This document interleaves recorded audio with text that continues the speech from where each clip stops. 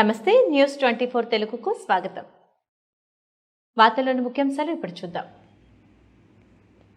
మాజీ ముఖ్యమంత్రి నారా చంద్రబాబు నాయుడు తెలుగుదేశం పార్టీలో తన శ్రమను సేవా కార్యక్రమాలు గుర్తించి తనను నియోజకవర్గ తెలుగుదేశం పార్టీ జనసేన పార్టీ ఉమ్మడి అభ్యర్థిగా గుర్తించడం చాలా ఆనందంగా ఉందని చింతలపూడి నియోజకవర్గ తెలుగుదేశం జనసేన ఉమ్మడి అభ్యర్థి సంగ రోషన్ కుమార్ అన్నారు.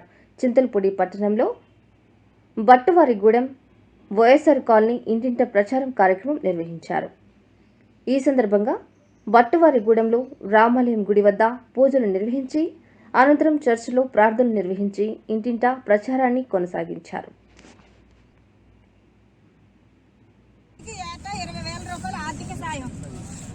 ప్రతి ఇంటికి ఉచితంగా ఏడాదికి 3 గ్యాస్ సిలిండర్ ఉచితంగా ఇస్తారు. ఇప్పుడు ఇస్తుందా వైసీపీ? ఏం చేసిందండి వైసీపీ? ఇప్పుడు చేసినా ఏం చేయలేదు కదా. గ్యాస్ సిలిండర్ రేట్లు ఎలా ఉన్నాయి ఇప్పుడు? ప్రతి మహిళకు నెలకు 1500 రూపాయలండి. అంటే మీ ఇంట్లో ఎంతమంది అంటే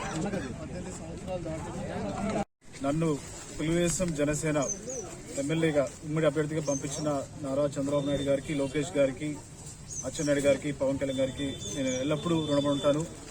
మరి చింతలపూడి ప్రజలు నా యొక్క సేవల్ని గుర్తించారు. అలాగే పార్టీ నా యొక్క సేవలు లేకపోతే నాకున్న కమిట్మెంట్, పార్టీ పట్ల ఉన్న లాయల్టీ, నిబద్ధత అన్ని కూడా గమనించి మరి నాయకులు, కార్యకర్తలు, అభిమానుల సపోర్ట్ వల్ల మరి నాకు ఇక్కడ ఎమ్మెల్యే క్యాండిడేట్గా నన్ను అనౌన్స్ చేయడం జరిగింది.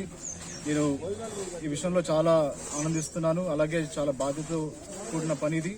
నేను నాయకులతోటి, కార్యకర్తలతోటి అందరితో కలుపుకొని ముందుకెళ్తాను. ఇక్కడ అందరి లక్ష్యం ఒకటే, తెలుగుదేశం జనసేన ఉమ్మడి పార్టీ గెలవాలి, నారా చంద్రబాబు నాయుడు గారు ముఖ్యమంత్రి అవ్వాలి. సో దానికి కావాల్సిన కార్యాచరణ తెలుగుదేశం జనసేనకు కలిసి ముందుకెళ్లి ప్రతి ప్రోగ్రామ్ని కూడా కలిసికట్టుగా చేసి చింతలపూడిని బహుమతిగా నారా చంద్రబాబు నాయుడు గారు, పవన్ కళ్యాణ్ గారికి, లోకేష్ గారికి ఇవ్వబోతున్నాం. ఈ వైసీపీ ప్రభుత్వంలో మరి చదువుకున్న చాలా మంది గ్రాడ్యుయేట్స్ కానివ్వండి, పోస్ట్ గ్రాడ్యుయేట్స్ కానివ్వండి, ఈరోజు కూలి పనికి వెళ్తున్నారు. ఎందుకంటే నేనే స్వయంగా చూశాను, చాలా మంది నిరుద్యోగులు బీటెక్ చేసిన వాళ్ళు, లేకపోతే డిగ్రీ చేసిన వాళ్ళు, 3 ఇయర్ డిగ్రీ చేసిన వాళ్ళు, పోస్ట్ గ్రాడ్యుయేట్స్, ఎంటెక్ చేసిన వాళ్ళు కూలి పనులకు వెళ్తున్నారు.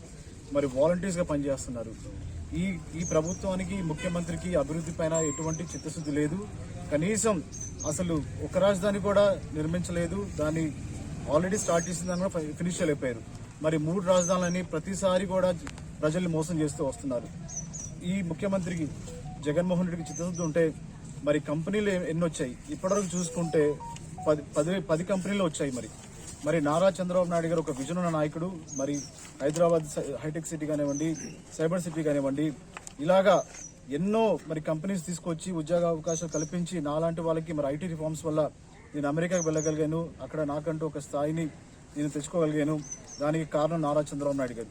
మరి ఇప్పుడు మనము సూపర్ సిక్స్ పథకాలు చూస్తే, తెలుగుదేశం జనసేన ఉమ్మడి సూపర్ 6 చూస్తే మరి నిరుద్యోగులకి నెలకి 3,000 రూపాయలు ఇస్తారని దాంట్లో ఉంది. మరి వైసీపీ ప్రభుత్వంలో 1,000 రూపాయలు 2,000 ఇచ్చి మరి లక్ష రూపాయలు వచ్చే ఉద్యోగాల్ని మరి యువకులు, నిరుద్యోగులు ఇవన్నీ కూడా కోల్పోతున్నారు. కావున ముఖ్యంగా యువకులు, నిరుద్యోగులు ఆలోచించాల్సింది ఏంటంటే, అటు సంక్షేమం, అభివృద్ధి కావాలంటే నారా చంద్రబాబు నాయుడు గారు, పవన్ కళ్యాణ్ గారు రావాల్సిందే.